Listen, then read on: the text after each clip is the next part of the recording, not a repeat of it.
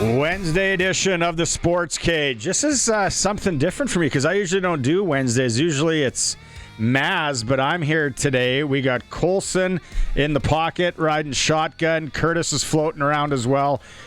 I think a lot of you know who the co-host is today. It's going to be a fun show. First off, let's get to some housekeeping duties. Regina Motor Products is the sponsor. How about the early tire swap that's on right now? Save $10 or $20. Depends if you got rims on or off. RMP, early tire swap, book now. It's till October 31st. So we want to get those tires on early. Maybe a little hot for the winter tires today.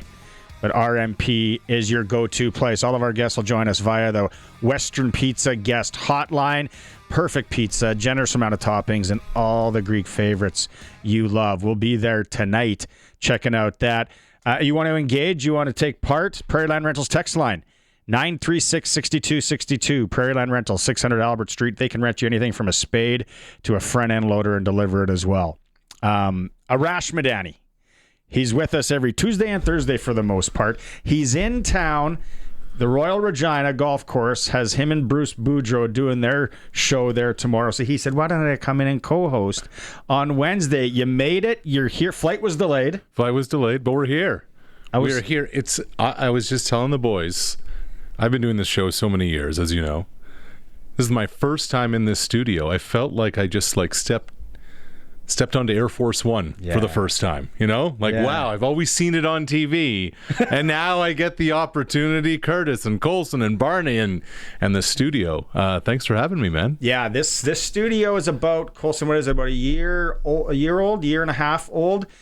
We used to be down in the bunker here, then they made this. Everybody thinks it's actually, it is really cool. If you don't know what we're talking about, you can follow along on YouTube and watch it through sportscage.com. Of course, all the apps, and then most of you are tuning in on 620 CKRM. It's harvest season right now. Okay. When you were flying in, did you see any combines? But they're going. The women and the men that are harvesting, nothing stops. When it's harvest time, you just go, not even rider games. That's why CKRM comes in handy. It's go, go, go, go, go. But when you're flying in, it's all you see is farmland. It looks like all of Canada got no rain this summer.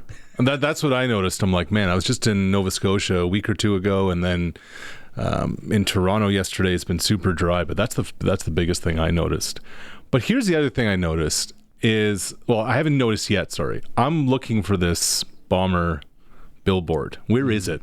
Where have they infiltrated into? 936-6262. We think we got word there's one on Victoria Ave, and then there is one on Leuven as well. I think there might be a couple more. What is it? Friends don't let friends wear green? Is that what it is? Yeah, I was expecting a little bit more. Be a little bit. What are the riders? Be more cheeky.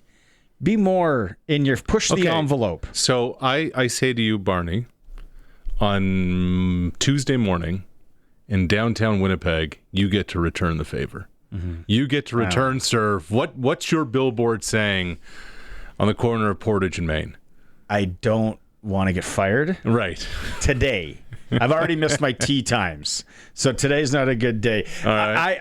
It would really push the envelope. Let me think on that one a bit if I can have anything politically correct that I would come up with. But no, it's fun. And the other thing, you know what? The other thing, Arash, while you're here, that I think it's overplayed. I don't like it a lot. Okay. It's when a mayor versus a mayor, and you got to wear the other team's jersey. It's so bad. Like, do something so hokey. How about a what would you pie do? in the face? Oh, there we go. A slap with a leather glove of some sort. I know that's. I thought you didn't want to get fired. It's not me. I like the pie in the face, the dunk tank. Mm-hmm. Yeah. Yeah, there's got to be more. Don't do the jersey thing anymore. And I don't think Regina and Winnipeg are doing anything coming up to the Labor Day Classic, which is Sunday. The weather looks perfect. It's sold out. You've been to a few. You told the story again yesterday with Maz, which I absolutely love. It's my favorite. Who was the player? Charles Roberts. All-timer. If you didn't, you got to go back and listen. Hall of Famer. You got to go back and listen in podcast form if you want to listen to that one. But I was talking to someone today about the Labor Day game. Mm-hmm. That's never been Liam Pugh. That's who it was. who we're going to have on the show. I recorded it earlier.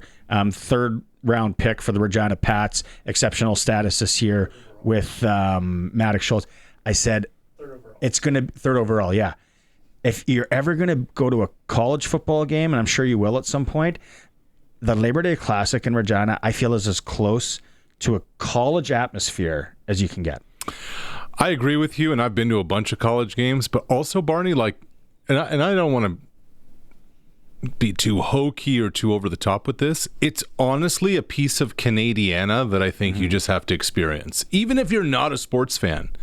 I tell people all the time, Labor Day weekend in Regina is a cultural experience. You go to the shopping mall, everyone's in green.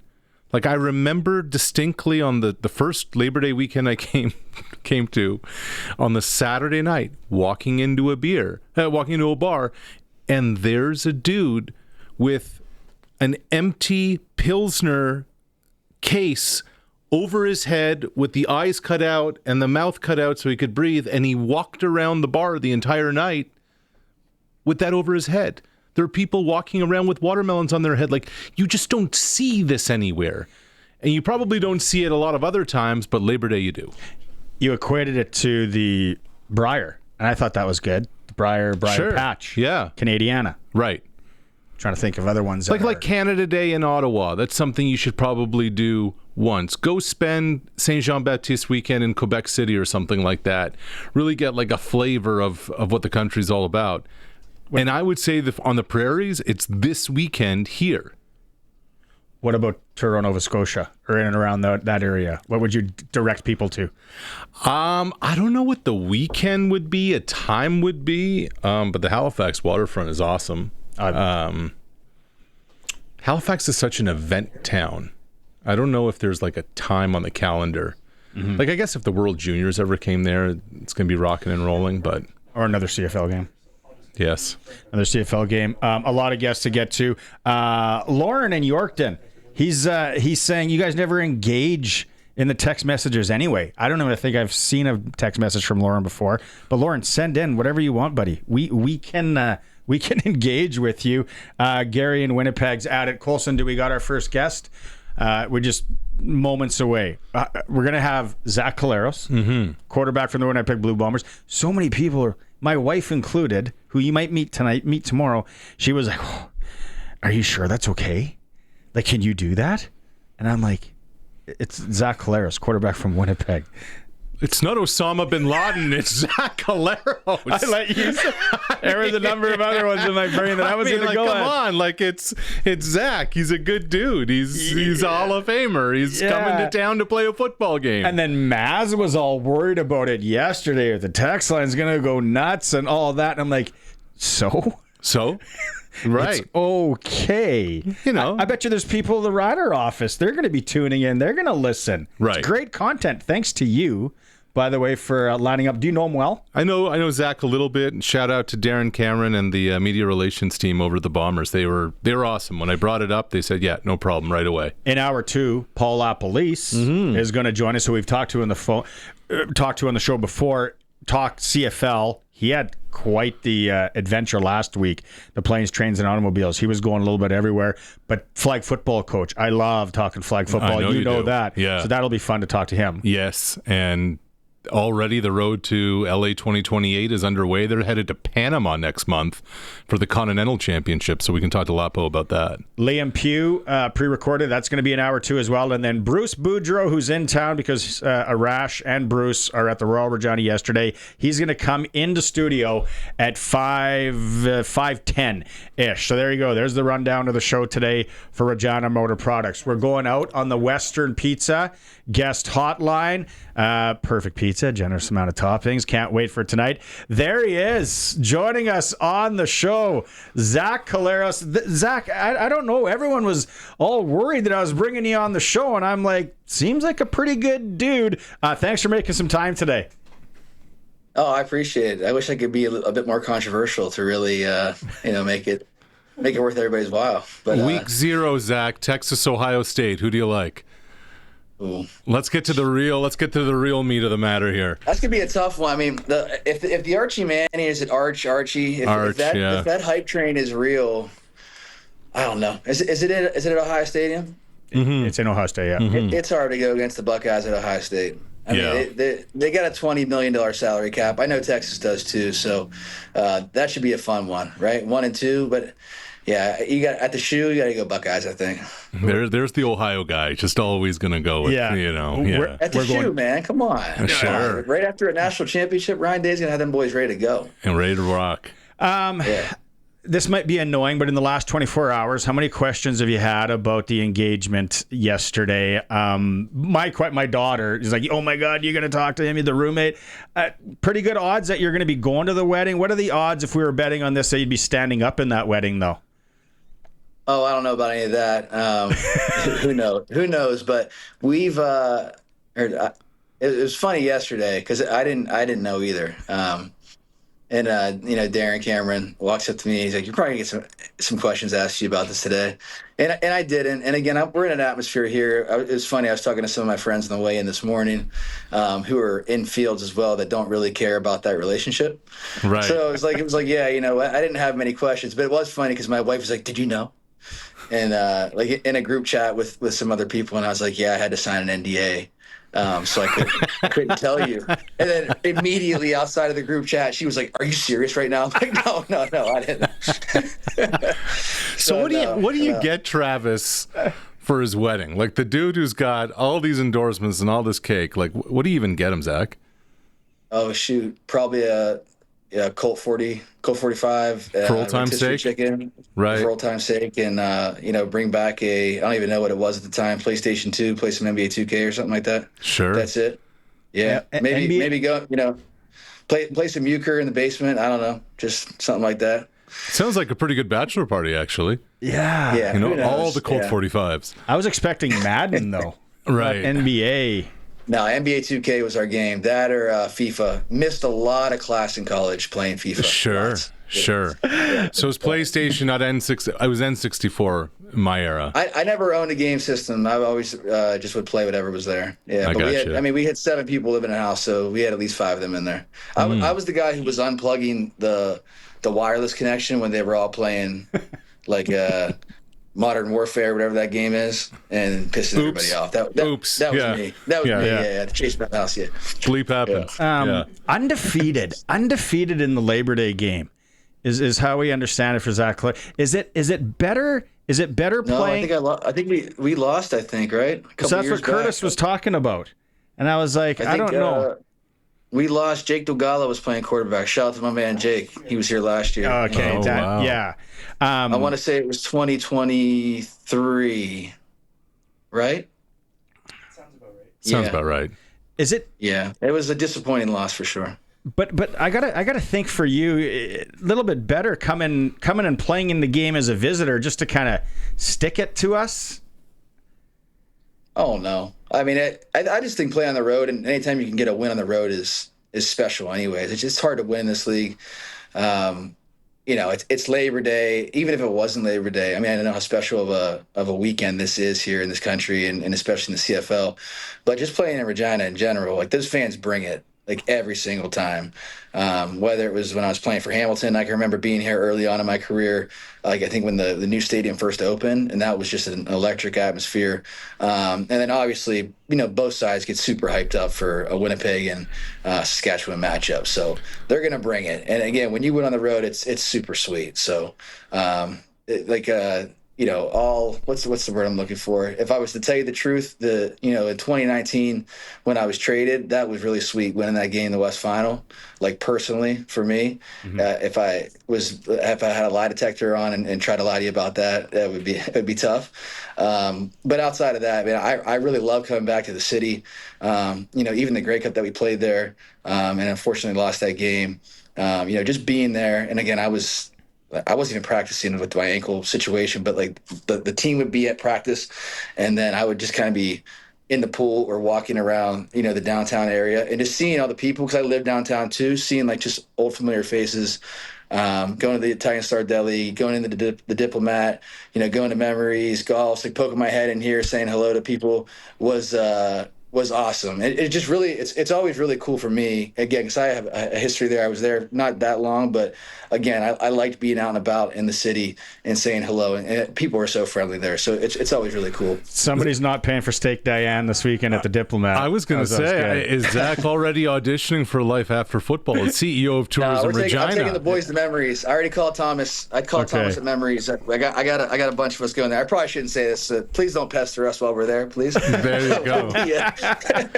So you mentioned 2019, Zach. Like, obviously the Grey Cup wins are the Grey Cup wins, but what are some, like, you've played so many games in so many different cities for a bunch of teams. What are some other, like, really memorable games that all these years later that may still stick with you? Yeah, I mean, outside of playoff games and Labor Day games, to reiterate the point that I just made and to kind of add on to that, anytime you were moved on from a team, those ones are the sweetest. Okay. And like going back to, my days in Toronto, super early on in my career, didn't know, what was the boundary, what was the field, like all that stuff. But I can remember, like, they kept Ricky, which they should have. I would have too. And they're, and Scott and Jim Barker did me a solid, and they're like, hey, we're going to release you so you can, like, have your choice of where you want to go, because the draft was that year, right? And again, they did me a solid, but I swear to God, for like 3 years, every time we played the Argos, it was like personal, like personal. So that, and then obviously, and just anytime you get moved on, I don't think I got to play Hamilton that often. After I was moved on from there and play in Saskatchewan, I had, some injury issues that are well documented. But even like since I've been here in Sask, being able to, go back and beat Hamilton and beat, beat here in Winnipeg, go back and, beat Hamilton and beat Sask. And those are memorable ones for sure. But again, it's like, that's human nature. That's the competitor. That's the competitor. And you beat Hamilton in a Grey Cup. That's pretty sweet. Yeah. That was sweet. It's okay. You can say it. Full disclosure. Yeah. Yeah. Once football's done, we can really have a good talk about that. Season's had some up and downs for you guys with injuries, like all the CFL teams for the most part. Where are the Bombers offensively from your lens? I think we're getting better. Like you said, everybody deals with injuries. I think even Saskatchewan's dealt with a bunch, and they've done a really good job. Especially that receiver spot. Just mixing guys in and out of there. That's a shout out to the staff out there, Mueller and Marquay and Trevor. I know gets those guys ready to go. We've had our troubles too from an injury standpoint, and guys have been shuffled around. But I think we're getting better. I said this earlier in the week to the media. I think we're getting better, trending in the right direction. Labor Day, from when I was back in, 2012, 2013, this was kind of like the halfway point. So, everybody always said, the season doesn't really start until now. But, we got to get moving. I think, we are in the right direction. We got to continue to build on that. Right. And I think we have the right guys to do it. And hopefully, toward the end of the season, we get healthy at the right time. Zach, you just turned 37. Who knows how many more of these are left for you? You're signed through the end of next year.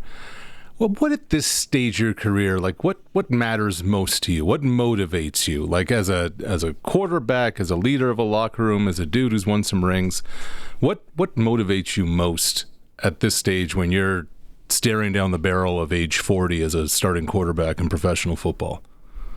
I mean, it's always winning, always. That's the biggest motivating thing for sure. But, outside of that, I think, doing this for as long as I've been able to do, which I'm really, fortunate for, the relationships, whether it's with, old friends in the locker room or new guys that we bring in, just making sure that I can be that person to help bring them along in understanding the offense, understanding, what we want the culture to be in the locker room. Selfishly, if their time in Winnipeg's ever brought up, like, Zach, the quarterback there, he really brought me along and was a great teammate. I'd rather be remembered for stuff like that as opposed to throwing 4 touchdowns, like all that kind of stuff, right? It's like, just continue to try to be the best teammate I can be, leader, however you want to, coin that term. Just be that person who guys can learn from, because this is a great game. I owe a lot of, what my life is like right now because of the CFL in this game. And I just want everybody to know how special it is. So just to continue to help bring guys along. Drew Brown talked about that, Zach, when he was the number 3 guy in Winnipeg, just how much you kind of helped him. And now obviously he's over there in Ottawa and they're going through it. Do you still stay in touch with former teammates, especially dudes getting the keys to the franchise for the first time as a quarterback? Offer any advice or kind of pick-me-ups or anything like that? I talk to Drew every day.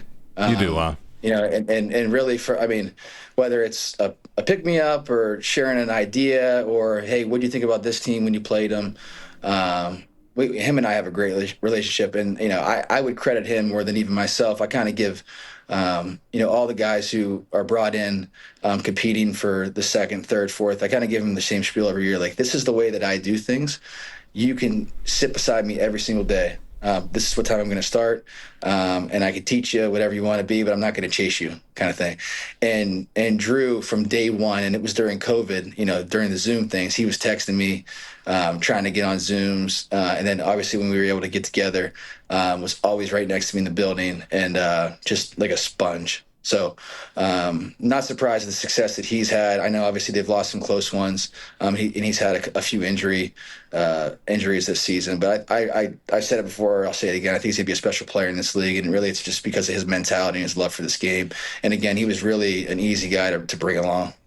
Back to kind of what Arash was talking about earlier, do you ever talk to your wife, you know, how many more years, you know, how long do you want to play, things like that? Because you look, Damon Allen won MOP at 42. Yeah. Burris won a jug at 41.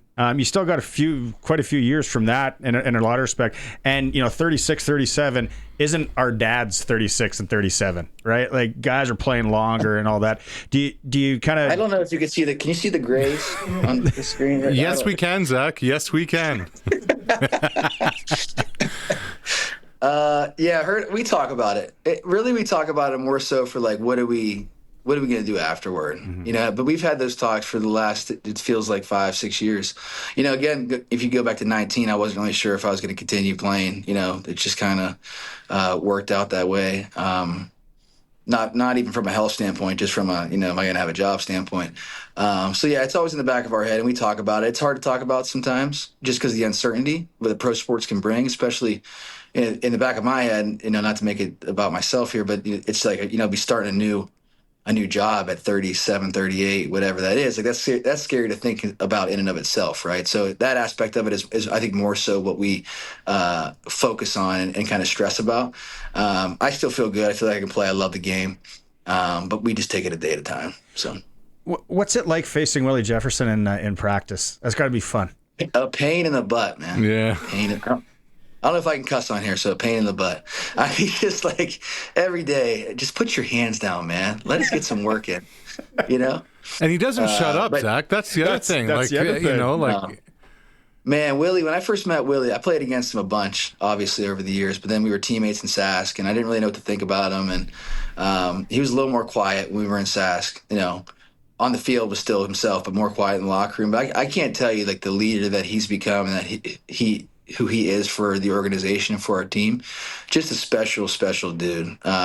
Every day, the guy who's in front of the team, if it's a pep talk, just like something that needs to be communicated, it's Willie Jefferson, like every single day. And I've been in those roles before, and it's tiring, you know? So it is. I mean, if you have to be that rah-rah guy, every person, or the guy who's always speaking, it's not easy. He does it every single day. Obviously, he's a great dad, great husband. My kids love Uncle Willie, man. Just love seeing him. He's like the chocolate milk guy, bringing all the kids in the locker room, handing out chocolate milk. So he's just a special, special guy. Obviously, he's a special talent, but I think if more people would and I'm sure everybody loves him. I'm sure everybody does because he's just such a magnetic personality on TV. But he's just a special dude. It really is.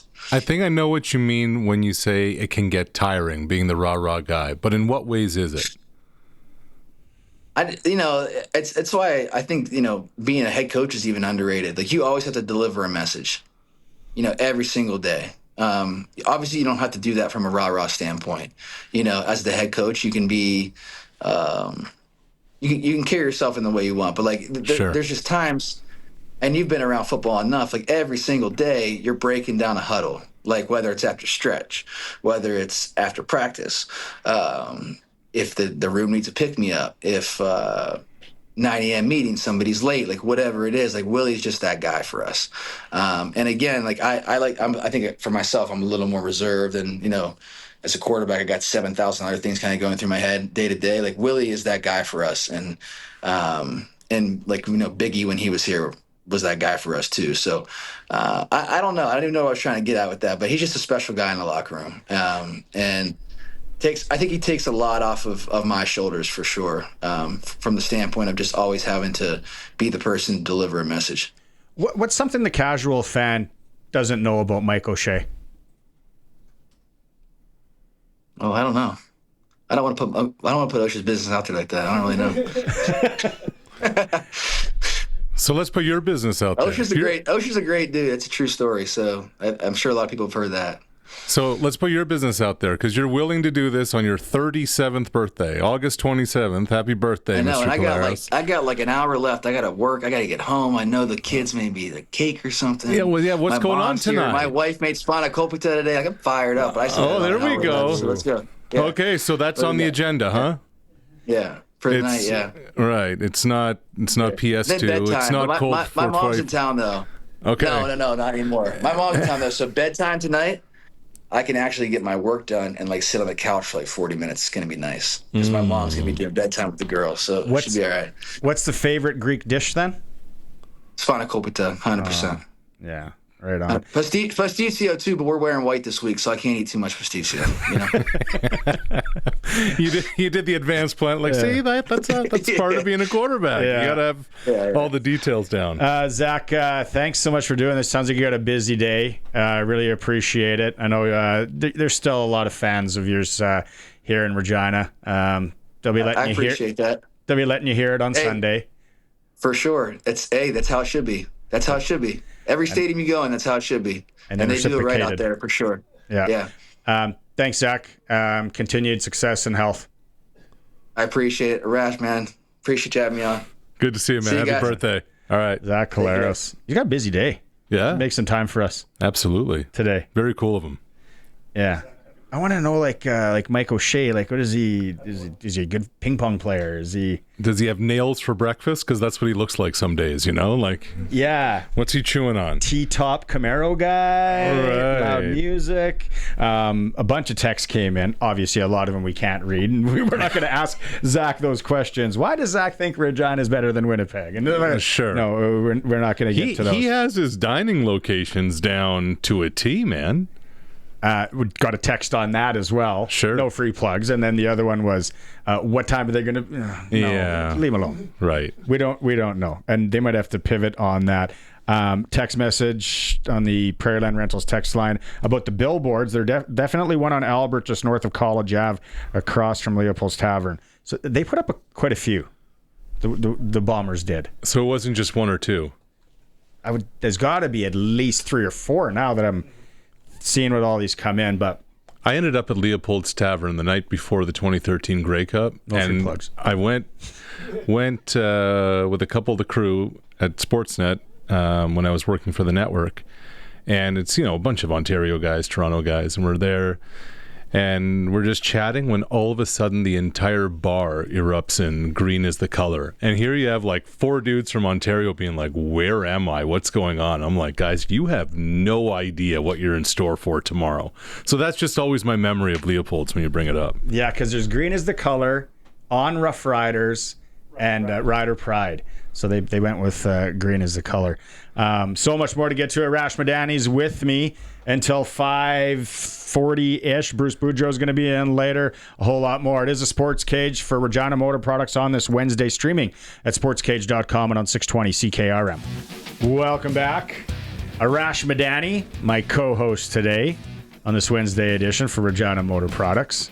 We were just talking, and I got a question here from Roscoe. Okay. Prairieland Rentals text line for Arash. You're welcome to ask Arash questions today. Yeah, please do. My wife says there is a street in Halifax with 30 bars. Can he confirm or deny? I think I know this street. Yes. Well, so Argyle Street now is even closed off half of it to traffic. It's just pedestrian, cobblestones, etc. And there's talk they're going to extend that some more. So all around there, the Liquor Dome's all around there. It's close to the Scotiabank Arena where the Mooseheads play, the major junior team. I think they're getting they're getting the Olympic curling trials. That's going to be happening there in the winter.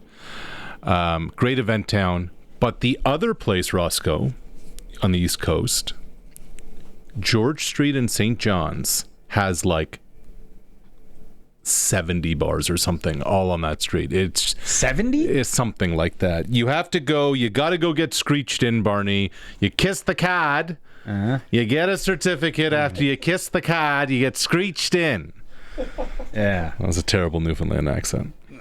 There you go, Roscoe. Dialect. There's your answers. Hey, while you're listening out there right now, we are starting our Friday Night Lights next week. High school football look throughout the province. Love it. 6-a-side, 9-a-side, 12-a-side. You ever watch 6-a-side football? I have not. A tackle? Athletes. I was going to say. Athletes are athletes. Sure. Yeah.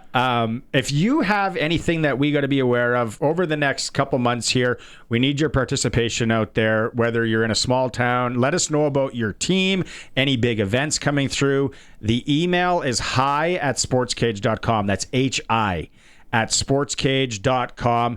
We want to be all over the local high school football scene this year again with Friday Night Lights. It's going to be brought to you by Warren Steinley, MP for Regina Leuven. It is football season. You talked to Zach about the college games coming up this weekend. And I know a lot of people out there are like, whatever, college football, all that. It's something now. And a lot of these kids like Arch Manning, why leave school early? They are making millions playing college football. Ride it out. So I was having a conversation with a defensive coordinator at a Division I school.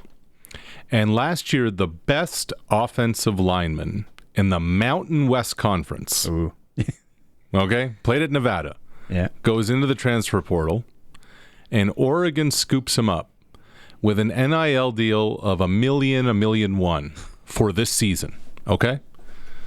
Which is significant. For an old lineman. Guess what, Barney? He's their 6th. He's the backup. He's the backup for the Ducks in case, when somebody goes down. So Oregon's paying 7 figures for a backup offensive lineman in the transfer portal.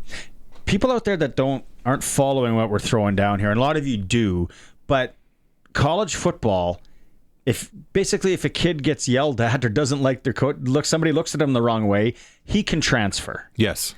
After the year.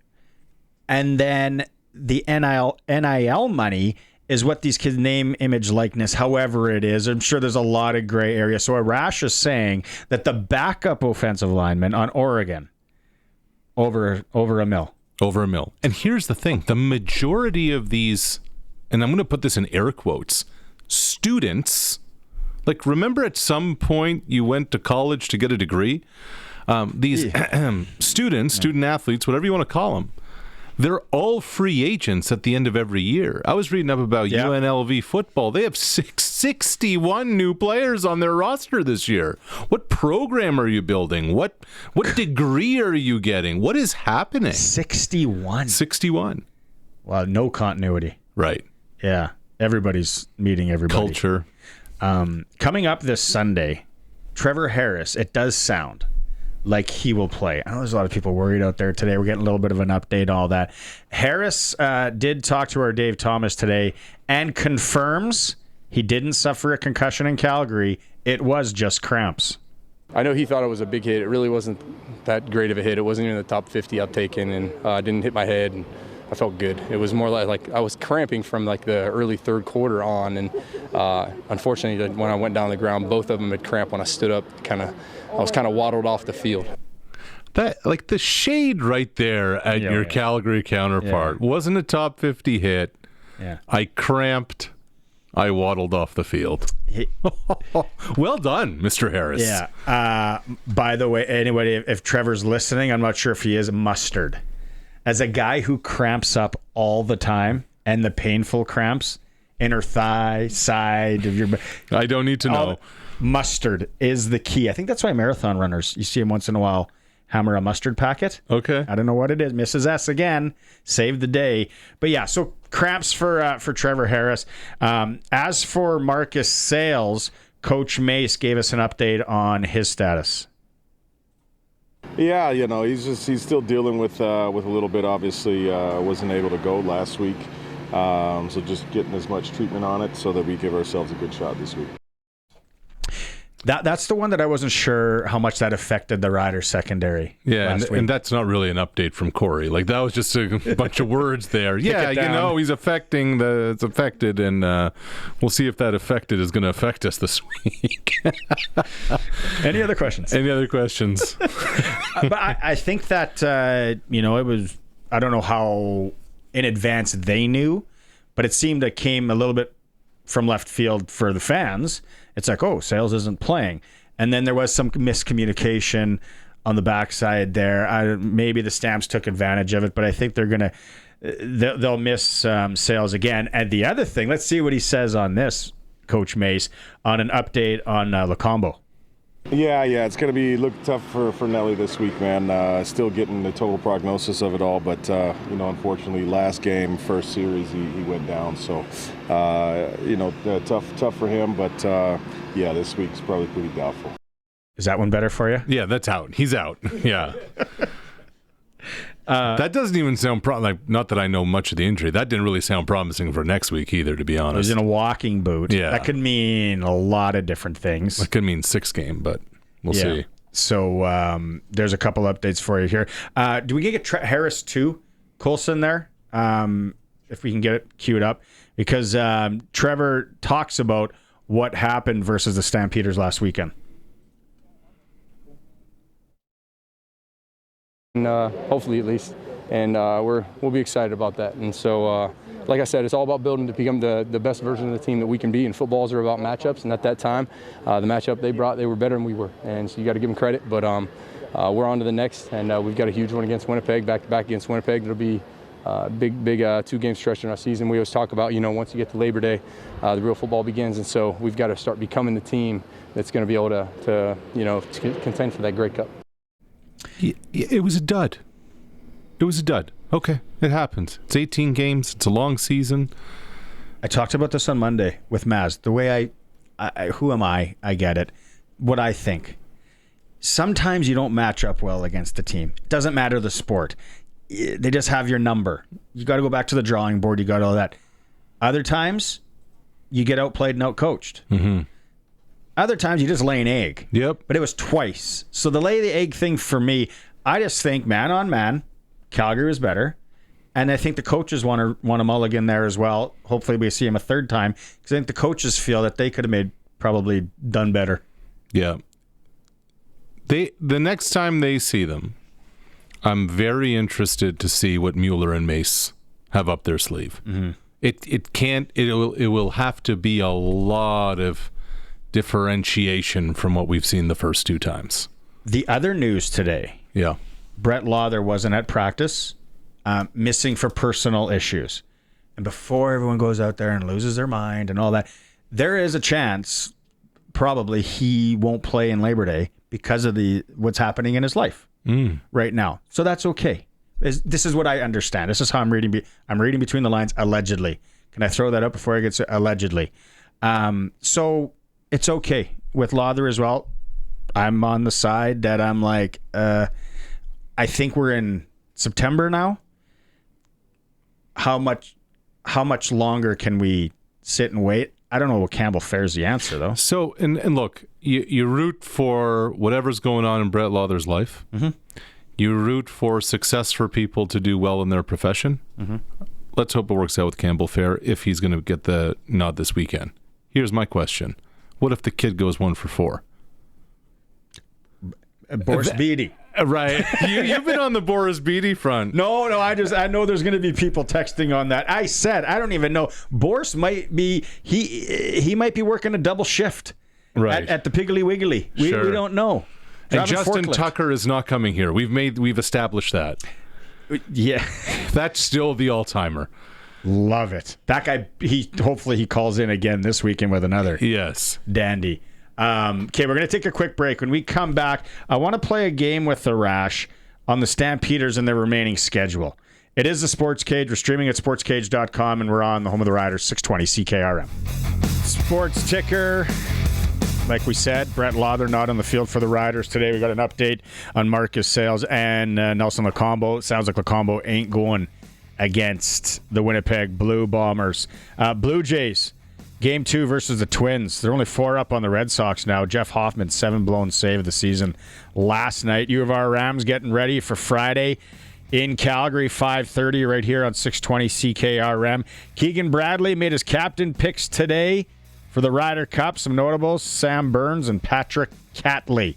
Sign up for the SportsCage Insider Report. You sign up by clicking on the Insider Report at sportscage.com. You got a chance to win some Ryder tickets. In hour 1, the sports ticker is for Reliance Heath Water Heater Rentals, keeping you in hot and soft water. Call on Reliance. Got a couple of messages already about high school football.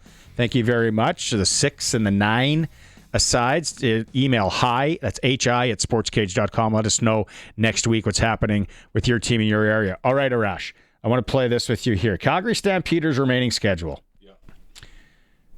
Win or loss. Let's go with it here. At home. Don't we need some kind of like game show music? Yeah, but what do we got? That's Price is Right. Yeah. The end of Price is Right. Okay, Elk Stamps this weekend in Calgary. Stamps cover, whatever the line is. Not just win, cover. Okay. Next weekend in Edmonton. Cover. Lions at Stampeders. I think that's one of those games where BC actually kind of sneaks out a win at the buzzer by a field goal. It's got that kind of feel as long as Rourke is healthy. Okay. So 2-1 from here. There's a loss, September 19th. And they load up the plane and they head to Montreal September 26th. That's a win. Oh, there we go. Then they go for revenge in BC on October 4th. I'm still going BC. Ooh, second loss then. Yeah. Then they got to load up the jet ski again, the big flying tube, and go to the Hammer. That's another loss. They're 3-3 at this point. Finish it off. No, then they got the Argos at home, which we don't know what's going on with the Argos. We don't know what's going on with the Argos. We don't know if that game's going to matter for either team either. That's a win. Sure. And then they end it in Edmonton against the Elks on October 24th. Who knows what the weather will be like? Who knows what here's the other question in all this is, what will they have to play for? Are you sitting guys because you can't, are you second in the West at that point? Are you first in the West at that point? What are you doing at that? Do you rest some dudes who might, they could really use an extra week of recovery? That you're holding a gun to my head right now. I think that they're playing for first in the West. Calgary. They will be. I don't. So you say 3 losses. Yes. In the remaining schedule. If not 4. I had 2. Okay. Okay. What are we betting? What do you want to wager? Yeah, exactly. I lost the last one. I have now tripled, maybe quadrupled down, Colson, on the Stampeders imploding. Like I before the season, early in the season, mid-season, now the second half of the season. I am not diversifying my portfolio at all on Calgary. Okay, you mark this down in the book, Colson. Much to Brian Golly's. Oh yeah. By the way, shout out to Brian Golly. Yes. Why? Brian Golly should be coming for some pints tonight. Yes. I don't have his number, but Colson, if you do, let's get Brian Golly. 546.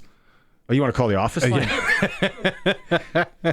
it's Arash. Let Brian know we're going for some pints. That's right. Okay, that's an hour in. Lots of fun. Coming up in hour 2, a chance to win. If you want to go golf with some Rider or Blue Bomber alumni this weekend, we got a golf team for the event coming up at Aspen Links. And then hour 2 is going to start with Paul LaPolice. It's the Sports Cage with Arash Madani in studio for Regina Motor Products on this Wednesday, streaming at sportscage.com. Back on the cage for Regina Motor Products on this Wednesday, Arash Madani, my co-host. He's in town tomorrow. Him and Bruce Boudreau, who Bruce Boudreau is going to be here at 5 o'clock, are at the Royal Regina for the Royal Dinner. I don't even know if they're still selling. Did Ryan say, are they still selling a few seats? I'm not sure. That's a good question. I should know that. It's going to be a great event. Lots of fun. Colson's here as well. Bruce is a master storyteller. It's going to be so much fun. He's going to, join us at 5. And he doesn't want to give away anything. The good ones for saving for tomorrow. For tomorrow. Rightly so. And you guys have done this a lot, you've said. A bunch, yeah. Around the country. We've done it in Toronto, London, Ontario, Lloydminster, Alberta. Mm-hmm. That was last September, where at one point I had 1 foot in Alberta and 1 foot in Saskatchewan. That was neat. When I worked at Rock Radio there, we shrink wrapped our morning show guy to one of the big orange pillars, and he did his show with a microphone, the slapstick. Yeah, crazy morning show guy. Things we just don't do anymore in the business. You can't do any more in the business. I don't have time. Yeah. Labor Day Classic. There's also HR departments now. Big time. Maz is listening. He can chime in. He loves talking about HR departments. Third annual Labor Day Golf Classic is coming up at the Aspen Links Event Center. If you want to play in this, so that you need 2 buddies, so 3 of you. Ladies, pay attention. Men, pay attention. We have a team. They've given us a team. And then you get paired with an alumni member of the Riders and some Winnipeg Blue Bombers. A lot of fun. Registration's at 11, shotgun start, then a dinner and an after party. It's Saturday at Aspen Links. It's a $750 hit that we're going to cover here on the Sports Cage today. So for the next hour, if you want to go play in this, 936-6262, Prairie Land Rentals text line. You got to let us know your favorite Labor Day memory of all time. And Colson, you're going to do the Wheel of Winning, and we're going to hand that off. If you were in town, you and I would have went and played. And that would have been wonderful. And Dave Thomas, apparently, because he's shot the lights out the other day golfing. Our next guest has a lot of Labor Day memories between Sask and Winnipeg on both sides of it. Let's go out on the Western Pizza guest hotline. He's been on the program before. We're joined by Paul LaPolice. Yeah, Lapo, if we asked you, what is your favorite Labor Day memory? Is there one? First of all, I'm in on the golf tournament if that was like Dave Thomas from Strange Brew. How cool would that be? Right? Or Wendy's. Right? Yeah, I guess so. Yeah, that'd be pretty cool. Favorite Labor Day memory. So there's so many. I think in 2007, we scored a touchdown on the last play of the game, going to kick a field goal to win. Kerry Joseph took a draw for a touchdown. I remember that. If you remember that one. So 2000, there's a lot of losses, when you're on the Bomber sideline. So I was on the Bomber sideline a number of times. Lapo knows he's talking to a Saskatchewan audience here. A lot of losses on the Winnipeg side. You know where your bread's buttered, Lapo is. 2016, a last-second field goal was really a lot of fun to win that football game. So just great experiences. But the best thing about it, I can remember being a young coach in the league coming over from Toronto, and just the first time we played that game, for myself going, wow, this is like SEC football. Coming over from the East. Hamilton, the rivalry was great between Toronto and Hamilton, but just that Bomber rivalry, I was like, wow, this is kind of cool, and seeing the fan support. I mean, I tell you guys, we couldn't stay in our hotel, and I don't know if you did that, Arash, because people pranked us at the Bombers, so we actually had to move to Moose Jaw to make sure we could get some sleep. Yeah. The whole team went in 2008 to Moose Jaw, except for Charles Roberts. Lapo, he stayed behind, and he had himself a night in Regina. I know that must shock you. Yeah, not a good idea. Not a good idea. Not a good idea. Big 7-Eleven cigarette guy. That's a classic story. What do you think we've learned about Winnipeg the last 2 weeks going up against undermanned teams, and what did we learn about Sask last week in Calgary, if anything? So, I think I'll start. I think Winnipeg, I covered that game last week, and watching those guys, and an interesting thing is they're a little bit different this year, and they're trying to find a little bit more. Last year, they were play coverage all day and just not allow completions, and they were fine not getting sacks. The last couple of weeks, I've kind of noticed a little bit more pressure from this Bomber defense, trying to rush the passer, trying to bring some blitzes, trying to create some mismatches to help their offense and turnovers and negative yardage plays. Offensively, I mean, the reason this team, the Bombers, are struggling is because they're the worst turnover margin team in football. Yeah. If they fix those, Zach is protected. Lapo, we're cutting out. We're just going to call you on your phone because this is great stuff here. If that's okay? Okay. Cole said, yeah, drop it and then give him a call because that's really good info, what he was saying. We got to get him to start that whole answer again. Do you have the number? You guys can pass it on here while I buy some time. Colson, here you go. I get the turnover margin. Look, that's the name of the game, right? Like, you cannot lose the turnover margin and expect to win, and that's something that's happened to Winnipeg a bunch. But also, Winnipeg's secondary has just been so susceptible to the deep ball over and over again. So, okay, yeah, they beat Montreal. Great. Montreal's got its fourth-string quarterback. So I'm interested when we get Coach back on, just kind of what he thinks of that. And that game was tight. It was like until one-score game with 8 or 9 minutes to go in the fourth quarter. And I remember going, wow, if Montreal can do this. He did mention that, I think he's cutting out there, that he notices the Bombers are getting a little more pressure. Mm-hmm. Again, Willie Jefferson, when we talked to Zach Collaros about that, here's the thing about Winnipeg's coaching. They are so stubborn. We especially have seen it in the last number of Grey Cups, where they've led at the half and lose.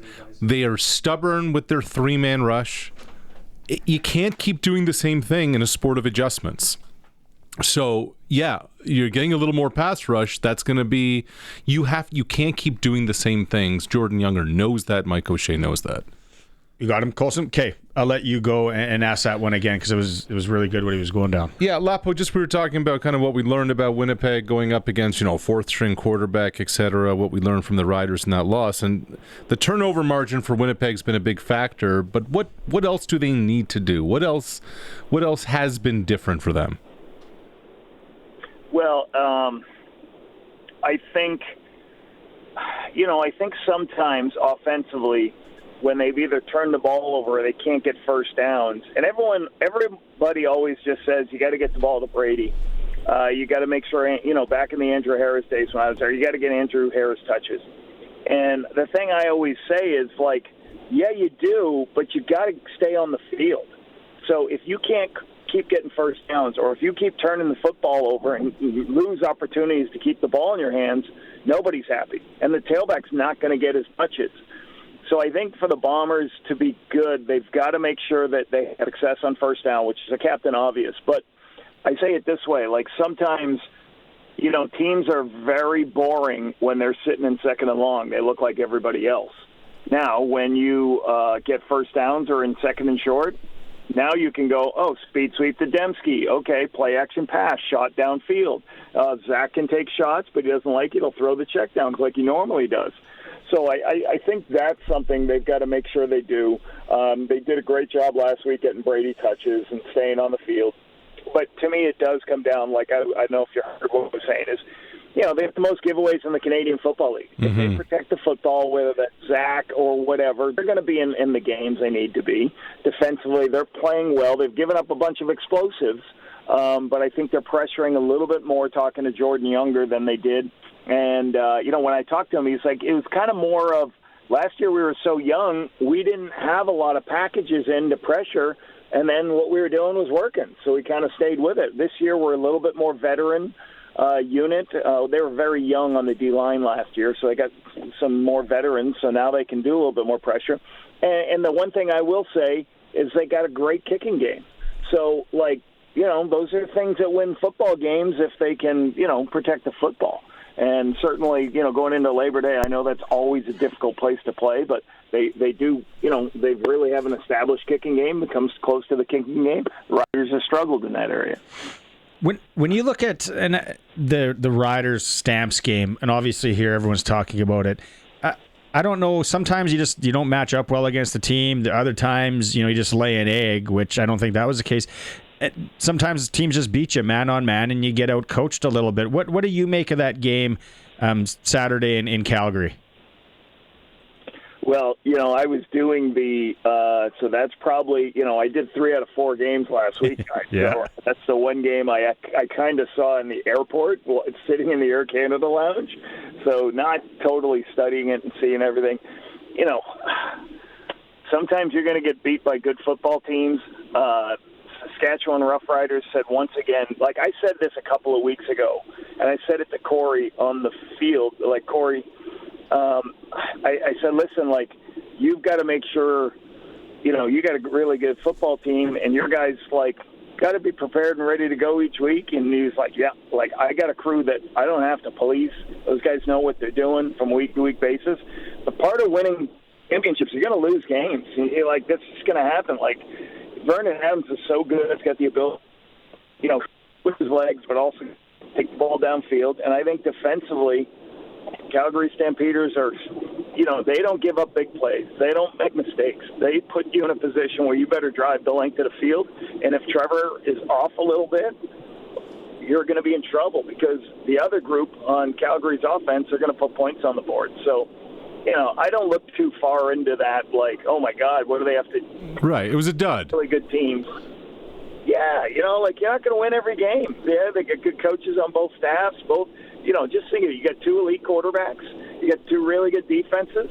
You play that game 5 times. Depends on who wins turnover margin, who has a block punt, all that stuff. So, really for the Riders, it's just like, all right, let's. There's 4 or 5 key moments I hope our players learn from, and then let's go play this week. Lapo, I don't understand Calgary's success on defense. They don't do very much exotic stuff. It seems very base package across the board. How are they having so much success on defense? So it's interesting. When I talked to Bob Slowick to start the season, I think I had an interview. I think I must have had him week 1 because I had an interview with him and I wanted to talk to him. And I obviously have a big NFL background and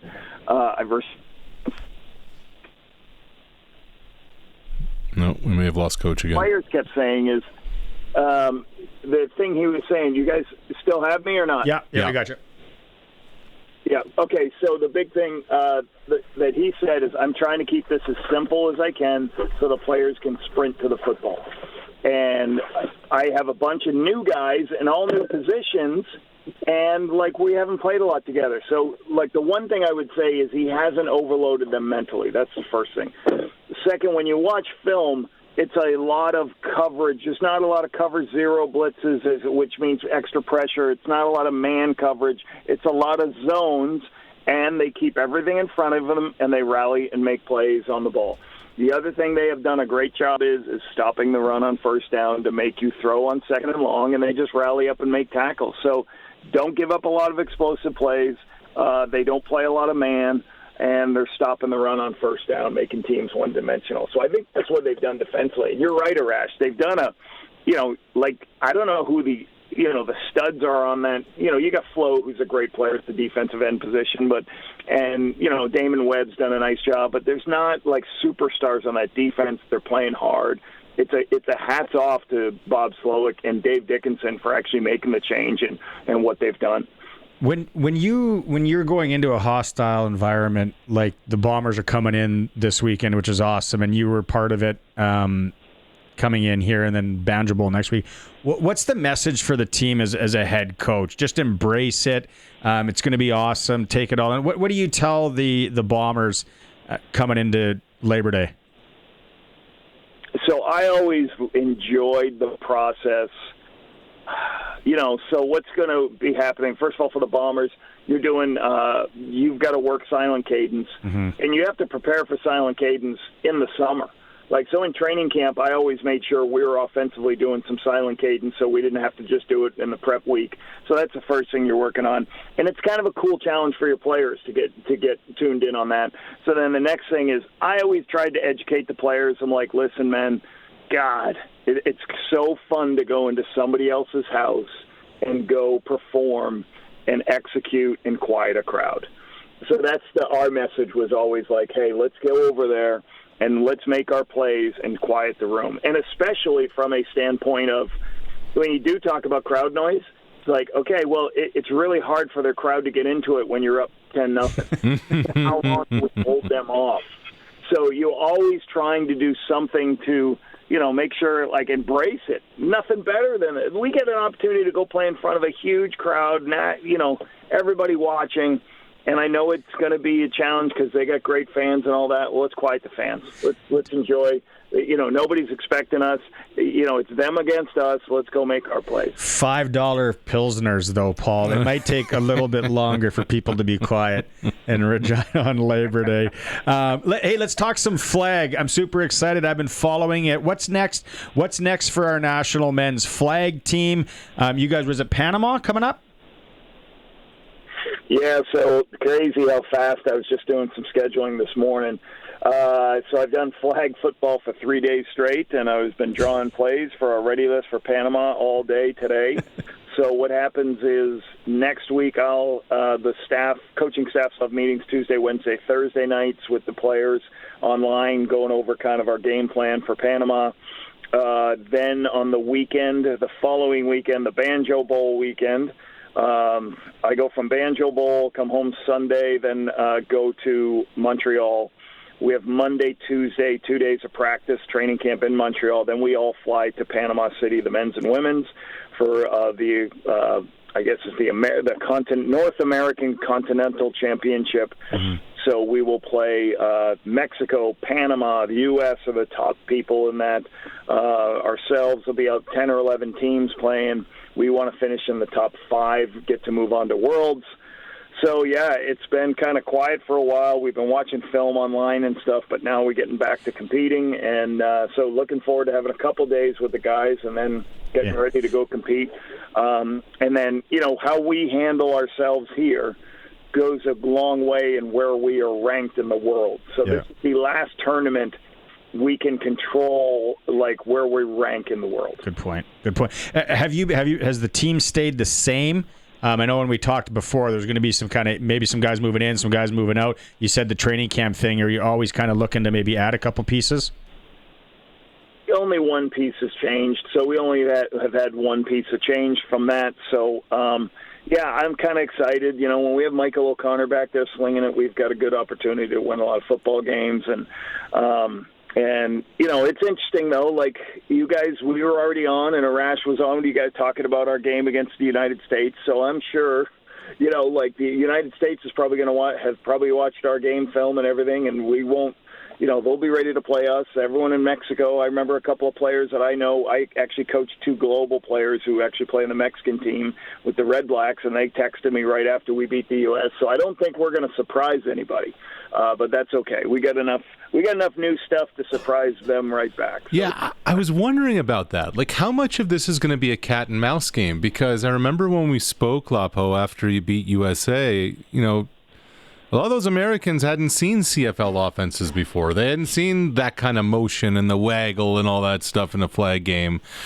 Do you just want to show kind of a little along the way and not kind of empty the playbook now and kind of continue to save it for all these different qualification events along the path? Well, I would say this, the cool thing for me personally is, some of these United States games, you watch them play, they played in the Worlds last year against Austria. So I put the game on to kind of break it down and get all the information. And this is the number 1 versus number 2 in the Worlds 2 years ago. And Austria's down 40 to 7 in the first half. You're like, what the? So it was really good to play a game where we had the lead. They were playing their best stuff for a whole, for a whole football game. So now, I've got a lot of film of the United States where I can, let's put it this way, I've had enough time to watch film to go, oh, that's what they do to this. There's a couple of things they do very specific to certain formations. Now, they've seen me, but I also have a better understanding what they do. And hopefully, last time I was just kind of calling plays that we believe would work. Now I can game plan against the U.S. myself a little bit. So hopefully we have some stuff that attacks what they're doing. But they're talented. They're a really good football team. Mexico is really good, and Panama is really good. Watching these guys the last couple of weeks and breaking them all down. The U.S. are they kind of the only team that really run that 2 quarterback system? Oh no. No, Mexico, Panama, and the U.S. run multiple, sometimes 3 different quarterbacks will throw it. They'll rotate guys back. And what happens when you rotate all those guys back, so if you play with 3 quarterbacks, and what that means, quarterback takes a snap, 2 receivers go back behind the quarterback on either side of them. Now you have 3 guys who could – there's only 1 pass rusher. So you can run. The rusher has to chase all 3 guys across the field, and you still have 2 people running – they run back and forth in the end zone. Now you can cover with 2 of your man-to-man players, but now there's 3 rushers and only 2 cover guys, and sooner or later that'll break down. Yeah. So there's just we're going to have to be ready for all that multiple quarterback system. And Joel Lipinski, Saskatoon boy, does a great job with the defense. And when we played the U.S., they didn't score a touchdown in the first half. Their only touchdown we gave up was a safety. We threw a pick 6. Love it. But we were talking last week, and I said, Joel, we really got to make sure we can handle the multiple quarterback stuff. And I played with that a little bit, but for me, we may have some of that stuff, but it's really hard when you've got Michael O'Connor, who can make every throw, can do great things, has great anticipation, can locate it and throw to, flip it back to a guy who really doesn't throw the ball as well as you want. Yeah. You don't have to do it because everybody else does it. Right? And for those who don't remember, Michael O'Connor not only quarterbacked UBC to a Vanier Cup, but he was a professional quarterback. Yeah. Played some games for the Argos. I can't wait. I hope it's streamed again because I want to watch it. Lapo, I keep telling him, bring the SportsCage down to Panama. Let's do it. Let's do the show in September from the Continental Championships. Yeah. But Barney's not listening. I can't claim that much mileage. Next year we'll be in Dusseldorf, Germany for the World. Dusseldorf. Oh, who hasn't? Yeah, who doesn't want to go to Dusseldorf in August? I mean, you got to be kidding me. Get my Lederhosen. And let's go. You think there might be a beer hall or 2 we could hit up in Dusseldorf? Quick story before I watched your games, Lapo, and I think I wrote down a couple of plays. And then I got my daughter. We went down this rabbit hole. We took 3 plays. We watched the state final from Texas. I think it was 8, 9-year-old girls. Some of the plays they were running, I was like, this is awesome. I love flag football is so. And flag football is your jam, Barney. I like it. Yeah. Well, Barney, it's funny you say that because that was my biggest hang-up when I started the job, because there's just so many different ways to run it and so many different teams do so many different things.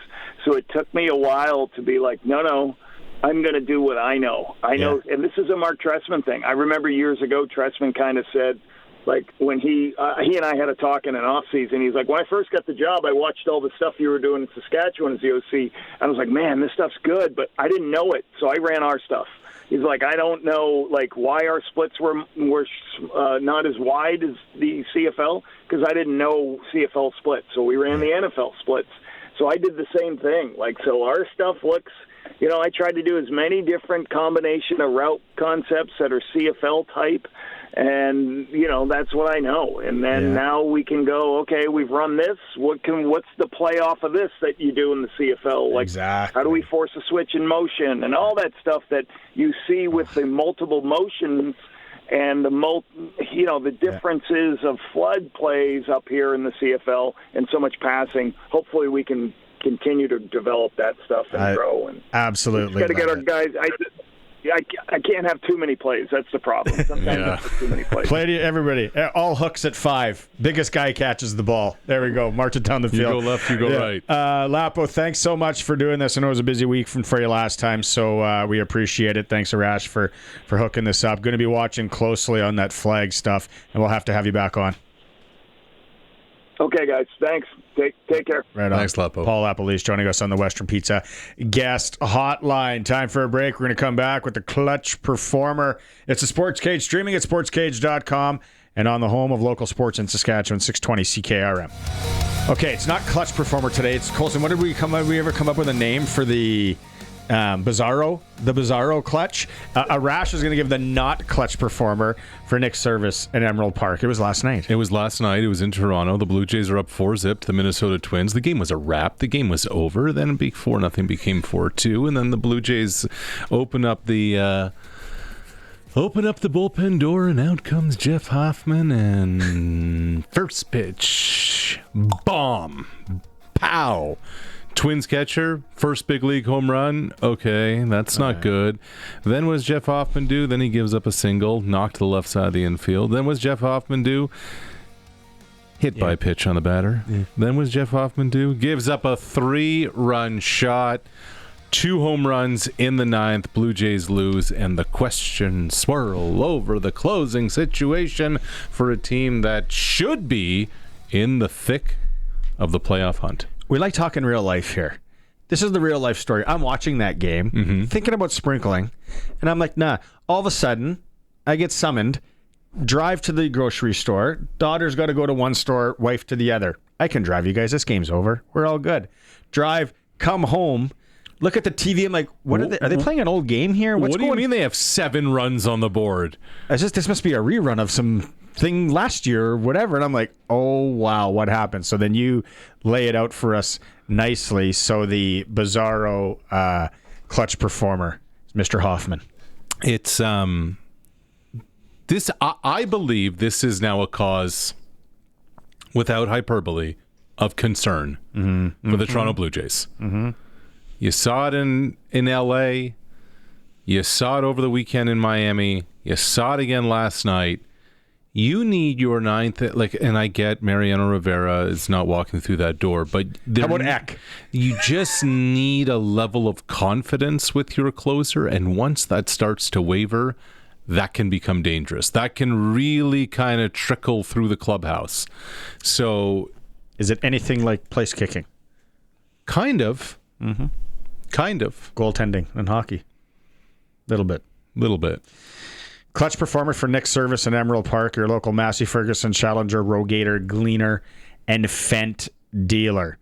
Before we go to break, again, if you want to golf in the 3rd annual Labor Day Golf Classic coming up Saturday at Aspen Links, you and 2 friends and are joined by an alumni member of the Riders or Winnipeg Blue Bombers right now, 936-6262. Let us know your favorite Labor Day memory. You can go golfing. It starts at 12 o'clock with a shotgun start, dinner, and after party included. $750 value. So there you go. And we're also going to play SaskTel Pick the Score right now. What is the score of the Labor Day Classic?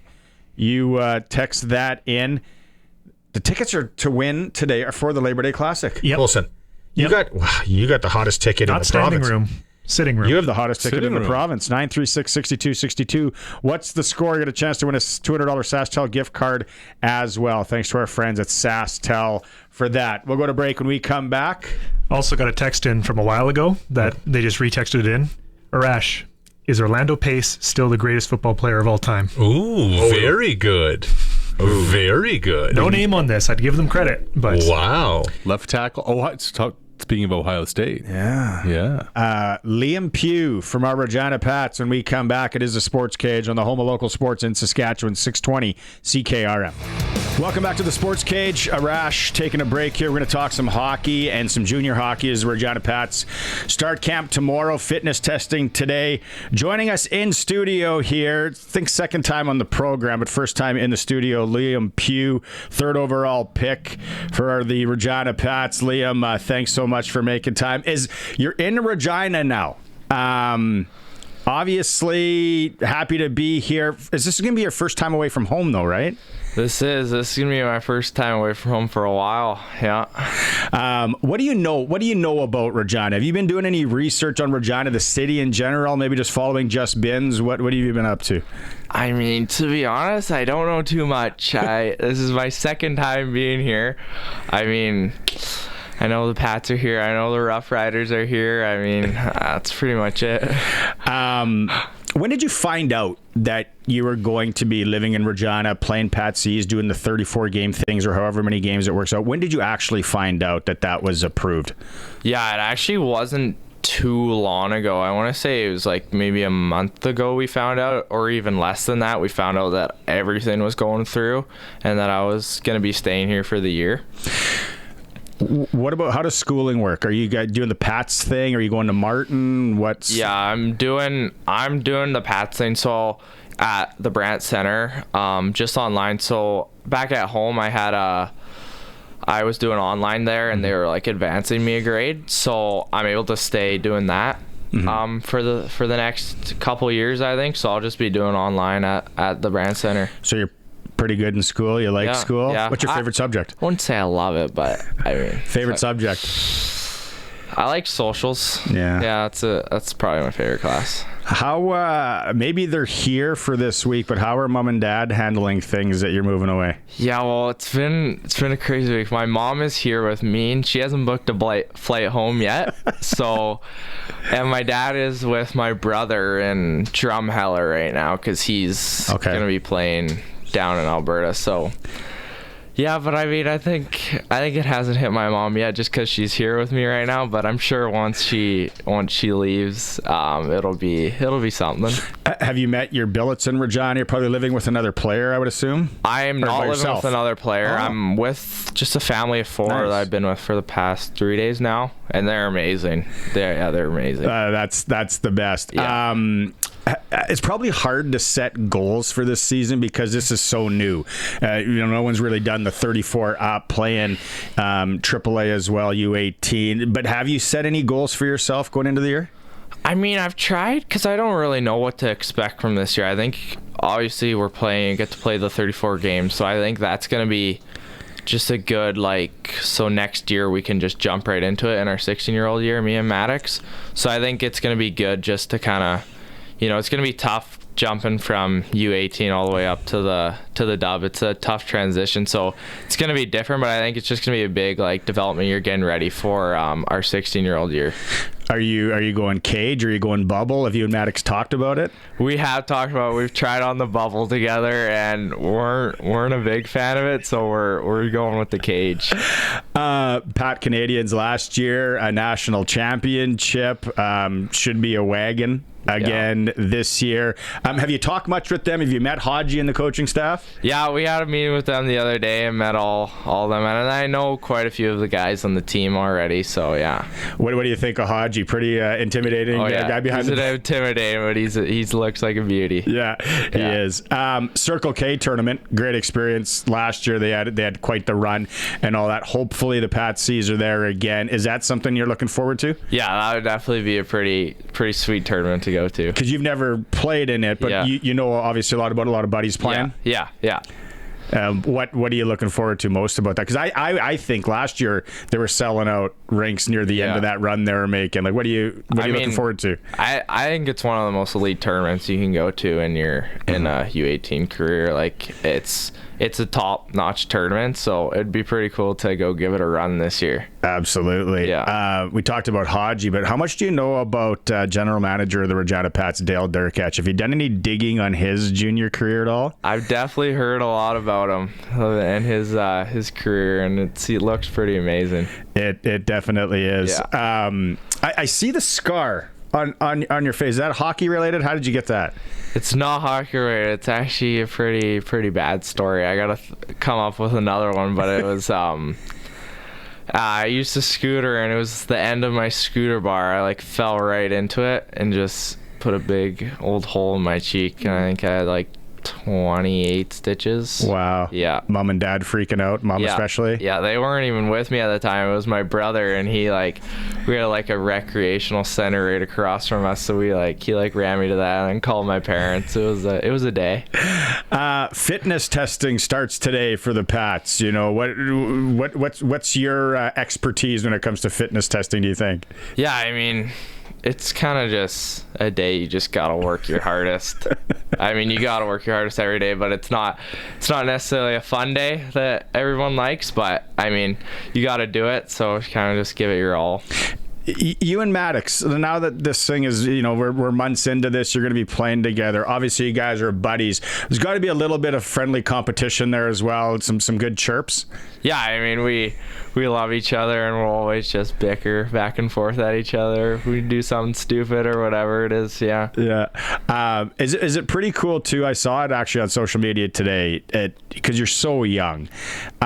You have people buying Pat's jerseys with your name on the back. Like, have you comprehended that yet? Yeah, I mean, it's pretty cool to think about. You kind of always just dream of like being in the NHL and people wearing the jerseys on them. So it's pretty cool to hear and see. Liam, thanks so much for making some time today on Fitness Day. Start brushing up on your Regina history. There's some good follows out there on social media. It's exciting, right? For the city, for hockey fans here, what's going to happen with the Pats and the Pat Canadians. A pleasure to talk to you, and thanks for making time today. Yeah, thank you for having me. I appreciate it. Right on, it's Liam Pugh. We'll be with the Regina Pats and the Regina Pat Canadians this year here on the Sports Cage. We'll come back. Arash will be back in. We're streaming at SportsCage.com and always on the home of local sports in Saskatchewan, 620 CKRM. Sports Ticker Riders back on the practice field today. No Brett Lauder today. Personal issues. He wasn't at practice. Also, Coach Mace gave us an update on Nelson Lacombo. Yeah, it's going to be looking tough for Nelly this week, man. Still getting the total prognosis of it all, but unfortunately, last game, first series, he went down. So, tough for him. But this week's probably pretty doubtful. Things still up in the air with Marcus Sales as well. We'll have more tomorrow. Blue Jays, Game 2 versus the Twins. They're only up 4 on the Red Sox right now. Arash's boy Jeff Hoffman, 7th blown save last night for the Jays. U of R Rams open up Friday, 5:30 in Calgary. And Keegan Bradley made his captain's picks for the Ryder Cup today. A couple of notable, Sam Burns and Patrick Catley. Sign up for the SportsCage Insider Report. Sign up today by clicking on Insider Report at sportscage.com, and you have chances to win. We're still light on time here, Coulson. Pick the score. SaskTel style, Labor Day Classic. What is the score? 936-6262. A chance to win 2 tickets, the hottest 2 tickets in Saskatchewan, and also a $200 SaskTel gift card. What is yours? Pick the score. I'm going to go 31-17 Riders. 31. How many field goals do we kick? 1. Yeah? Yeah, 1. 31. Again, I'm rooting. I know. I'm rooting for the kid. So am I. But I also like chaos. So what happens if you bring 2 kickers in and they're both 1 for 4? You're really going to like my wife. Yeah. If you meet her tonight. The Saskatchewan Rough Rider Foundation 50-50. Don't forget, tomorrow at 5 p.m. is the deadline for the early bird. This is pretty juicy. The early bird deep sea fishing in Cabo San Lucas. Package includes flights to Cabo, obviously. 7 nights at the Dreams Los Cabo Suites. It's an all-inclusive twirl there. Private half-day fishing in Cabo, round-trip transfers, or you can just take $7,200 in your jeans. That's a tough one. Am I eligible to enter this contest? Riders5050.ca. You're in for the 50-50. Yeah, but as an Ontario resident is my question. You got a basement. Or do I have to bring you? Do I have to bring you as my guest to Cabo? Is that the way it goes? Well, yesterday Maz goes, well, if you don't want to take your significant other, you can take cash and $7,200. I'm like, Maz, not everybody runs your operation. Sometimes boys trips are okay, or the girls might just want to go down to Cabo. But you got to have scratch to play in Cabo. I'm more of a PV guy. Okay. $1.50 Cerveza. Cabo, when you're in Cabo, you're playing and flying private a lot of times, but $7,200 cash. And then the Riders 50-50. What do you think, Coulson, for a Labor Day game? I mean, it hit $1.2 million last year. Did it? Yeah. Oh, that's right. Wow. Yeah, which single-handedly was more 50-50 money than the rest of the league raised the whole year. Sure. Go figure. Sure. Now take that, Winnipeg. And probably more than any NHL teams 50-50. Oh, yeah. Not Edmonton. Edmonton. Edmonton. All the ones out west. Yeah. That is in the background. You can hear Bruce Boudreau. Yes. He just popped into the studio. Sorry, I forgot we were on. You're good. He's been telling us stories about the Memorial Cup. I can't wait for After 5. Bruce is going to be with us. It is the Sports Cage, always streaming at sportscage.com and on the home of local sports in Saskatchewan, 620 CKRM. Wednesday edition of the Sports Cage for our friends at Regina Motor Products. The early tire swap, it ends October 31st. Save $10 on your on-rims tire changeover and $20 on your off-rims. It's right now at RMP. It's hot out there right now. You're only throwing the winters on this week. We got so much more to get to on the show today. We're going to, if you missed the Zach Collaros interview from hour 1, yes, Zach Collaros, starting quarterback of the Winnipeg Blue Bombers, are going to rerun that in this hour. It was a great chat. Thanks to, again, my co-host today, Arash Madani, for setting that one up. SaskTel picked the score at 936-62-62. Of course, a lot of people are going Riders here, and there are a couple of people. What did you say yours was? 31-17. Okay, no, there's a few in and around that ballpark. No blowouts yet for sure, and I think I'm seeing one Winnipeg score here. Also, Roscoe, shout out. He said your sales pitch worked. His wife wants to go to Nova Scotia. I like it. There we go, Roscoe. All that Kindersley money up there. You'll make that work. And then we're playing SaskTel Pick the Score. Let us know a whole lot more. Joining us in studio now, because these two fellers are in town, the Royal Regina dinner tomorrow night. Bruce Boudreau, former NHLer, NHL coach. He's been on the show before. Bruce, thanks so much for coming down to downtown Regina. It's my pleasure. First time being in Regina and loving it. Really? First time being in Regina. You were telling a story earlier about your time playing junior, the Memorial Cup against New Westminster. And there's a lot of people out there driving around that were Pats fans back then. New Westminster had this, aura about them. They were the meanest, toughest team around. You had a chance to play them in the Memorial Cup. What year was that? 76 or 75. It's been a while. I know in hockey there's always split seasons, so I never know if it's. I think it was 75, 76, so it would have been May of 76. Coming up on 50 years, Mr. Boudreau. Okay, thank you. You guys win the Memorial Cup, but New Westminster came to the national championship, and they were the bullies there too. They didn't go like, hey, we're just going to play offense here for a few days. No. They were intimidating. They were scary intimidating. I mean, another guy I forgot to mention was Stan Schmiel was on that team. But I mean, when you have Barry Beck and you have this guy Clayton Paul Hall, because the first thing you always do when you get is look at the stats, right? 460 minutes, 390 minutes, and we're going. Our biggest guy is Mike Kitchen at 5'11", and we're going. How are we going to make out? And the worst thing that could have happened to us was we didn't play them first. Sherbrooke, the other team in the Memorial Cup at the time, there was only 3 teams back then, and they played them, and there was a big brawl in the first period, and New West beat everybody up, and we were petrified the next game we played them. But I mean, they used to sit there at the red line and watch our warm-up. They wouldn't even do nothing, but if a puck went over there, you had to come over there, and they were ready to fight you, right?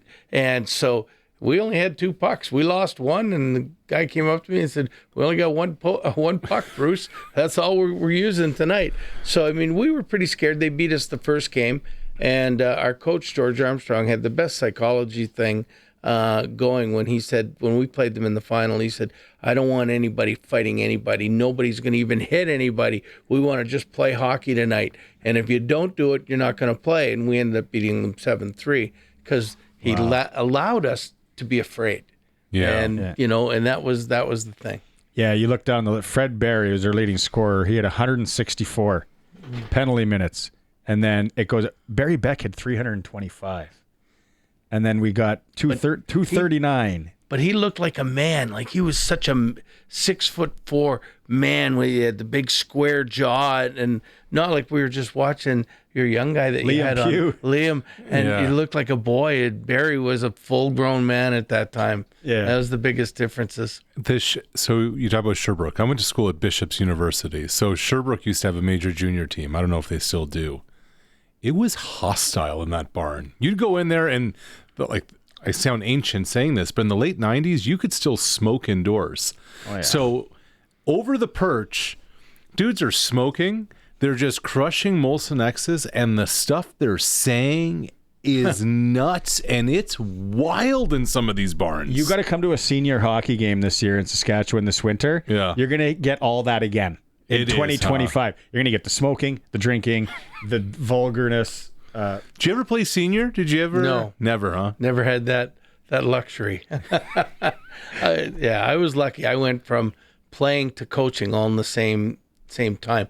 So there was no downtime for me. A lot of people are going to remember you coaching that listening out there. And we talked about Ryan Getzlaf earlier. What a story he was from here in Regina, is working for Hockey Canada now.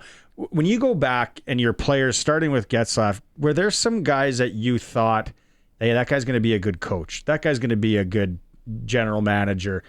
Because you coach so many guys, but you probably just get the guys that have the high hockey IQ that could probably transfer into that post-career. There's a lot of guys that you could sit there and you could talk X's and O's with all day long.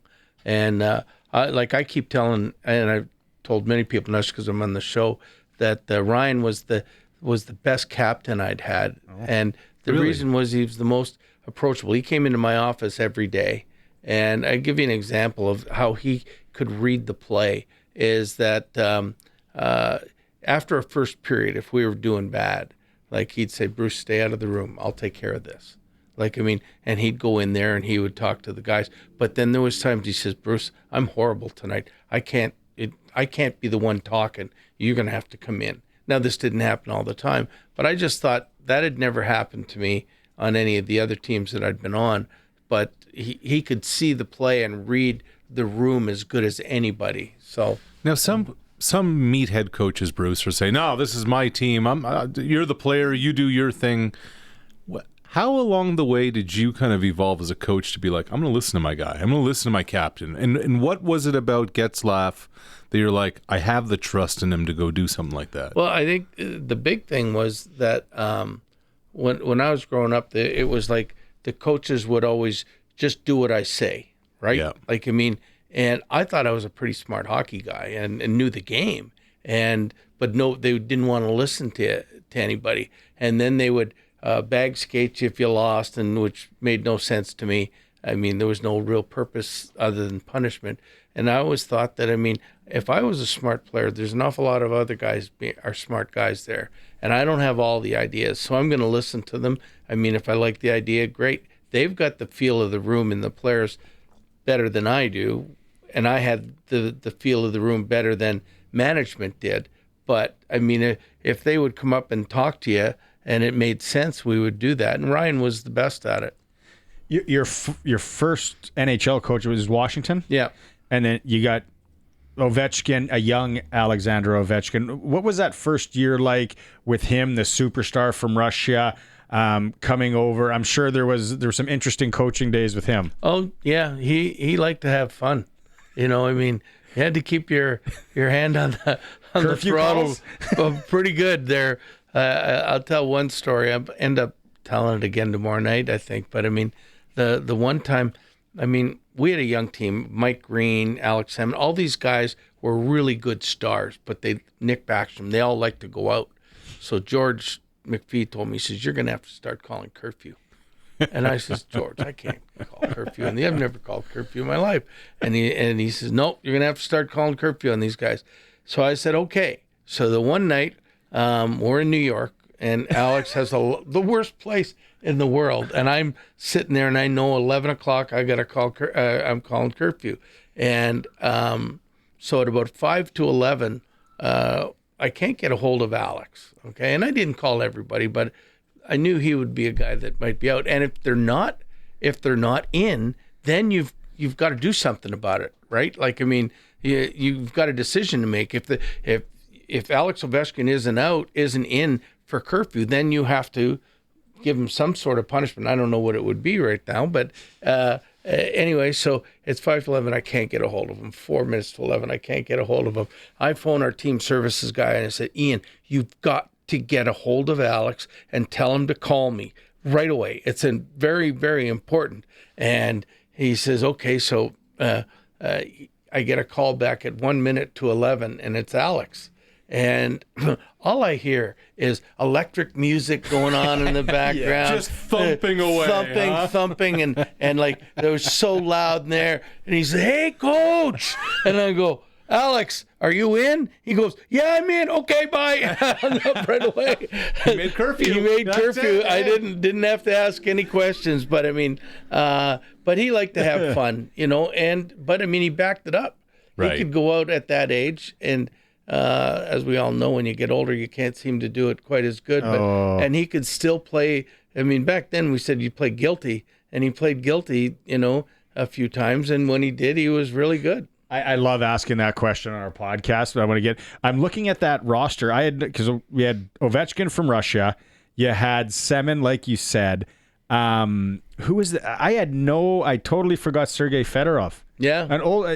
Later in his career. Well, he was 39. He was 39, and he was sort of the guy that came in and sort of like he was the Gordie Howe of Russian players. So we had, I think, Viktor Kozlov and we had 5 Russians. So I mean, he was the one that settled everybody down.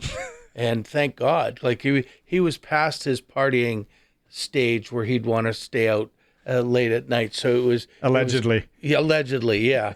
But and when you get older, you hide it better too, right? Like, sure. I mean, you know the tricks. You know how to pick your spots. But I mean, I thought he was a godsend. He was talking to somebody a couple days ago. He was not very good in Anaheim that year, and he wasn't good in Columbus. So when we got him, I didn't know what we were getting, but he was fabulous for us. What's a story you can tell us about when you were coaching? You played a guy and he was playing guilty, but you knew it. You're like, no, I'm playing him. I know you were out last night. Maybe it was the last call. Hey, someone went down. You got to come in, but you knew the guy was out. Well, I know it more on me, like when I played and playing guilty. And I remember one night, Doug Carpenter was the coach, and we were playing in Oklahoma City, and we never got a chance to stay over. So we played the Wednesday and Friday. So Thursday, all the boys are out having a good time. And Friday, he knew I was out, because a trick you learn as a coach is when you know guys are out or you hear there's a potential, you skate beside them and talk to them, and you can smell them, because the booze just comes right out of you, right? So the morning skate, he could tell I had been out. So he didn't, like, we're losing, and in the third period, he's there after the first shift. He comes in, you want to stay out all night? You stay on the ice all night. And he wouldn't let me come off the ice for the whole third period. So, I mean, but I found it as a trick. Like, I mean, when I became a coach, you're skating around with the players before practice. Sometimes you just want to go up to them and see, I'd go to assistant Bob Woods, who, is from Saskatchewan. I'd go up to him and I said, I can tell he's been out all night, so work him hard. Yeah. Bruce, when you're a baseball fan, you watch a lot of Jays, you watch a lot of Yankees. As a coach, and we were talking about this in the airport, I think what's about to happen with the Jays is fascinating, because they have all these young kids who are playing really well. Yeah. A lot of production. And Anthony Santander is going to come back, the guy they gave $100 million, $95 million to this offseason. He's been hurt for so long. But the quote-unquote getting paid a lot of money, you got to play him. No. You got to play him next year. Right. But you don't have to play him this year. Like, I think the Caps did the same thing with Nicky Backstrom. That's why Nick's playing in Sweden right now. He didn't want to end his career like that, because I think he would have given it and I haven't talked to him enough, but I think he would have given it a shot, but that would have thrown the salary cap way out of whack for Washington. They would have had to move some players that were playing great, and they were playing great. They didn't want anybody to buck the horse type thing. But with Santander too, we were talking, he wasn't doing well when he was playing. Right. He was having a bad year. To me, I would sit there and say, get better. We don't want to rush you. You just take it easy, and next year you come back with a vengeance, and we got a spot for you.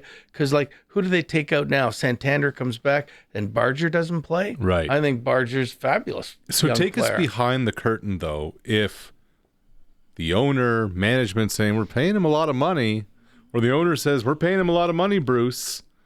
How do those conversations go when you say, but we're winning? That's how you do it. You say, but we're winning. Like, if you're losing and you're not playing them because for whatever reason, then it becomes a problematic thing. But I mean, it's pretty hard to come down on the coach when they're having so much success right now. I just think it would be really difficult. It was bad enough they had to send that pitcher down when they got Bieber, and he was like 9-4, and they brought him back up. But I mean, you don't want to upset the apple cart when coaches are the most what's the word I'm looking for? Like, they want to put on the same clothes every day. Superstitious, and are the most superstitious people in the world. And if it's not broke, don't fix it. Like, I mean, play the same guys. Yeah. Did you have one? Well, when we won the Calder Cup in Hershey the one year, I wore the same tie all the time. So that after the last game, the GM took it and framed it, and I got it in a frame. Oh, that's great. It's got more ketchup and crap on it all over the place, but I kept putting it on because we're winning. We got a text here on the Prairie Land Rentals text line from Dom in Moose Jaw. He says, my daughter played volleyball with Boyd Kane's daughter. He said Bruce Boudreau was his favorite coach of all time. Doesn't surprise me. Great gentleman. Great to listen to. Another Sasky guy. You coached a lot of Sasky guys. Boyd's one of those quiet, very respectable man. He was our captain, and you know what? He ended up playing a lot of games, in the NHL. But, I mean, just up and down the wing, very quiet, would fight when he had to, but he was big, strong in front of the net. I loved him. And matter of fact, I don't know how it's going to work out, but his name came up the other day on potential guys for the Hershey Hall of Fame. Oh, wow. And now, because I'm on the board type thing. Yeah. So, I mean, but it's just funny that coincidental that his name came up. Is he going to be a guy that's voted in? We are going to hear so many stories tomorrow night at the Royal Regina, the Royal Dinner between you two. I can't wait. The slap shot stories, that's going to be good. One more I wanted to ask. I was looking through the hockey DB here. Olaf Kolzig, these goalies are always different ducks, but sometimes you find a goalie that's normal. When you go back to your goaltenders that you coached, who was the goalie that was maybe the most normal as a goaltender? I don't know if I ever had a normal goalie. I mean, no, they're all either loony or they've got quirks about them that you're going, whoa, you just leave them alone. And that's one of the reasons. I don't know. I don't want to not answer your question, but I can't think of anybody right now. But I always left everything up to my goalie coach to talk to the goalies and then come back and talk to me, because they would be their guy, and they speak their own language. Yeah. Like if off the top of my head, Thatcher Demko was really just a normal person. Okay. And a work ethic that as good as anybody's. But I mean, you had Ilya Brizgalov for a bit, didn't you? Yeah, for about a week. You know what he did? And it's funny because I was writing things on the board, okay, and I left the room like before the game, and he wrote something else, trying to make a joke out of it after, and I took it pretty seriously, and I went right up to him in front of everybody, and I just said, "Hey, this is my domain. Basically, you don't start." When I'm thinking about this all day, putting it on and coming in here thinking that we're playing here for a joke. But he lasted about a week. He was a jokester, though. Yeah, he was a jokester. And it was him or another guy from Czech. And they would, when they signed in L.A., they would leave all their equipment at home. They would take it all home with them. But then they would come home and say, "Hey, I have no equipment." So you'd have to go out the first day and buy them new skates, new pads, and everything else. What a hustle. It was incredible. I remember when I think it was Brizgalov was the guy, or there was another goalie, Roman Czechmonic was the guy, and he had no equipment. Oh, what a little side hustle. Arash and Bruce are at the Royal Dinner tomorrow night at the Royal Regina telling stories. It's going to be a lot of fun. I'm not sure if there's still any tables or spots available. You can call the Royal Regina. Bruce, thanks so much for have you ever had Western pizza? You've never been to Regina? No, never been. You're in for a treat. Yes, on the Western I'm looking Pizza forward to it. front. I haven't been either. He's been talking about this for 2 years Western now. Pizza. We're going tonight. It's Regina style pizza. It's gonna. You're gonna have to explain it to me. We will. And it's gonna be about a half hour's time. It's gonna be awesome. Bruce Boudreau, Arash Madani. We'll take a break. It is the Sports Cage, streaming at sportscage.com. Riders back on the practice field today. It doesn't sound like Marcus Sales and Nelson Lacombe are going to play this week. And Trevor Harris, we can expect him in the lineup. He says he did not suffer a concussion in Calgary. It was just cramps. I know he thought it was a big hit. It really wasn't that great of a hit. It wasn't even the top 50 I've taken, and didn't hit my head, and I felt good. It was more like I was cramping from like the early third quarter on, and unfortunately when I went down the ground, both of them had cramp when I stood up. I was kind of waddled off the field. We'll have more tomorrow on our Riders. Top of the second right now. Minnesota Twins lead the Toronto Blue Jays 1-0. The Jays going in 4 games up on Boston in the AL East. Sports Ticker in hour 3 for Steelcraft Doors in Regina. Made in Western Canada for Western Canada. And they just moved into their new 40,000 square foot facility. If you need a garage door, they have it. Time for a break. When we come back, if you missed the Zach Collaros interview from hour 1 with Arash and myself, we're going to rerun that. It is the Sports Cage on the home of the Riders, 620 CKRM.